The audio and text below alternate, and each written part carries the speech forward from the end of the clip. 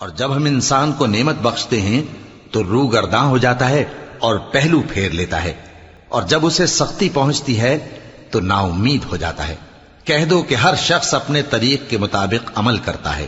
سو تمہارا پروردگار اس شخص سے خوب واقف ہے جو سب سے زیادہ سیدھے رستے پر ہے۔ اور تم سے روح کے بارے میں سوال کرتے ہیں، کہہ دو کہ وہ میرے پروردگار کا ایک حکم ہے، اور تم لوگوں کو بہت ہی کم علم دیا گیا ہے۔ اور اگر ہم چاہیں تو جو کتاب ہم تمہاری طرف بھیجتے ہیں اسے دلوں سے محو کر دیں، پھر تم اس کے لیے ہمارے مقابلے میں کسی کو مددگار نہ پاؤ، مگر اس کا قائم رہنا تمہارے پروردگار کی رحمت ہے،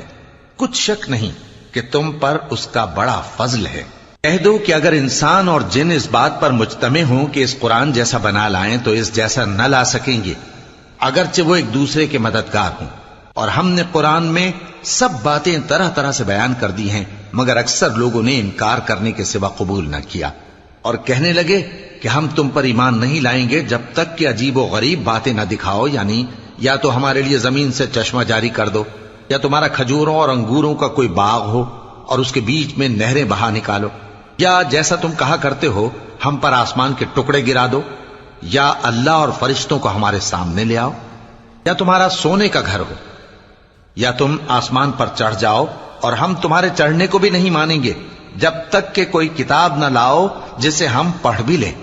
کہہ دو کہ میرا پروردگار پاک ہے، میں تو صرف ایک پیغام پہنچانے والا انسان ہوں۔ اور جب لوگوں کے پاس ہدایت آ گئی تو ان کو ایمان لانے سے اس کے سوا کوئی چیز مانے نہ ہوئی کہ کہنے لگے کہ کیا اللہ نے آدمی کو پیغمبر کر کے بھیجا ہے؟ کہہ دو کہ اگر زمین میں فرشتے ہوتے کہ اس میں چلتے پھرتے اور رہتے بستے تو ہم ان کے پاس کسی فرشتے کو پیغمبر بنا کر بھیجتے۔ کہہ دو کہ میرے اور تمہارے درمیان اللہ ہی گواہ کافی ہے، وہی اپنے بندوں سے خبردار ہے اور ان کو دیکھنے والا